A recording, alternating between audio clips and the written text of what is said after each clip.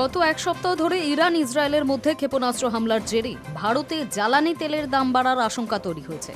কারণ ইরান থেকে ১৫৭ ব্যারেল অপরিশোধিত তেল বাজারে আসে, যা বিশ্বের ১২% তেলের চাহিদা মেটায়।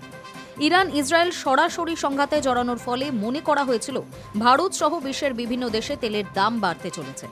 যদিও বর্তমানে এমনটা হওয়ার সম্ভাবনা নেই বলেই জানিয়েছেন পেট্রোলিয়াম মন্ত্রী। পুরি জানিয়েছেন, ইরান ইসরায়েল সংঘাতে জড়ালেও দুই দেশের তরফেই এখনও পর্যন্ত বাণিজ্যিক জাহাজ ও ট্যাঙ্কারগুলিতে আঘাত আনা হয়নি। প্রসঙ্গত, ইরানের দক্ষিণ উপকূল বরাবর হরমুজ প্রণালী হয়ে প্রায় ১,৮০,০০,০০০ থেকে ২,১০,০০,০০০ ব্যারেল তেল ও তৈলজাত পণ্য পরিবহন করা হয়। যুদ্ধ পরিস্থিতিতে সেই পরিবহনে ব্যাঘাত ঘটতে পারে বলেই মনে করা হচ্ছে। তবে মধ্যপ্রাচ্যে যুদ্ধ পরিস্থিতিতে এখনই ভারতে তেলের দাম বাড়ছে না বলে আশ্বস্ত করলেন কেন্দ্রীয় পেট্রোলিয়াম মন্ত্রী।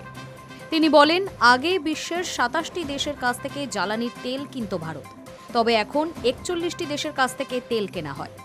তিনি আরও বলেন, বর্তমানে প্রতি ব্যারেল জ্বালানি তেলের দাম রয়েছে $৭৬।